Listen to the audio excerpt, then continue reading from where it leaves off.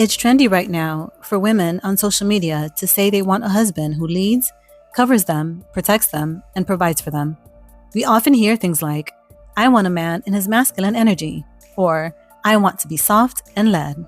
Some call it the trad wife movement. Christians call it complementarianism.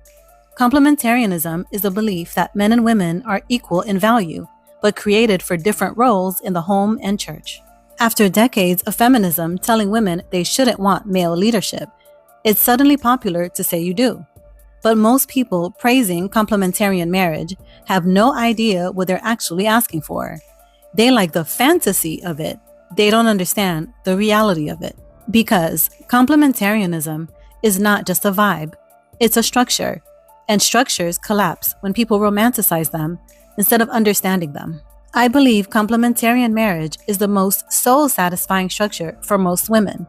Not because women are incapable of leading, but because women are prone to overfunctioning. When women lead everything in the home, most don't feel powerful long-term. They feel burned out, resentful, and alone. But the reality is that although being led sounds attractive, most women don't actually want to be led. They want to be relieved of responsibility without giving up any control. And those are not the same thing. You can't say you want a man to lead and then override him whenever you disagree with him. That's not submission. It's covert dominance. And men aren't off the hook either. Most men who say they want to lead think leadership simply means authority. It doesn't. It means pressure, carrying responsibility without becoming bitter, absorbing stress so your family can feel safe. And it means regulating yourself first, so the household doesn't become emotionally unstable. Leadership is not a power upgrade. It is a burden upgrade. If you want the title of leader, you inherit the weight. Even scripture frames male leadership this way. Husbands are told to treat their wives gently as the weaker vessel. That does not mean women are inferior. It means male leadership must be restrained, not forceful, protective, not domineering, and accountable, not entitled. Because when you lead, you don't get to be harsh. You get to be responsible. There was a moment in my own marriage that exposed the complexity of the trad wife life.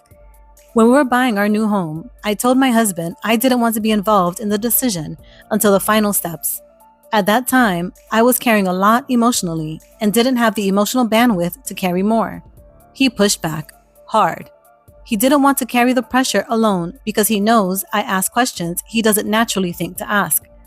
That tension lasted weeks, and it forced a real question. In a traditional marriage, should my husband sit with the pressure of making major family decisions alone without growing resentful?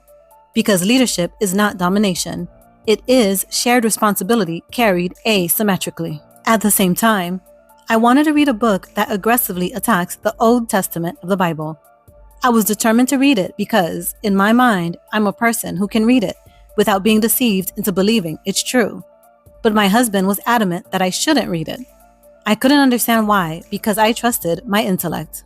But during the conversation, I got up to go to the bathroom, and I heard the thought, don't read it out of respect for your husband. And I was taken aback because that's not how I naturally think. I respect my husband instinctively, but I couldn't recall ever having the thought, don't do this because it might disrespect your man. So I knew that thought didn't originate in me. It came from the Spirit. So I didn't read the book. And only later did I understand that it was never about the book. It exposed how dependent I am on my own intellect. The Spirit was teaching me to sit in the discomfort of not being in control. Because if I struggle to trust the man I can see, the man God placed directly in front of me, how easily can I then trust the God I cannot see? And this is why so many people secretly fail at trad wife marriage. We want, he leads while I'm soft and feminine, but we want it without leaving our comfort zones. And sir, sis, it ain't gonna happen. You do not get a traditional structure with modern individualism. You don't get to keep full control and call it submission.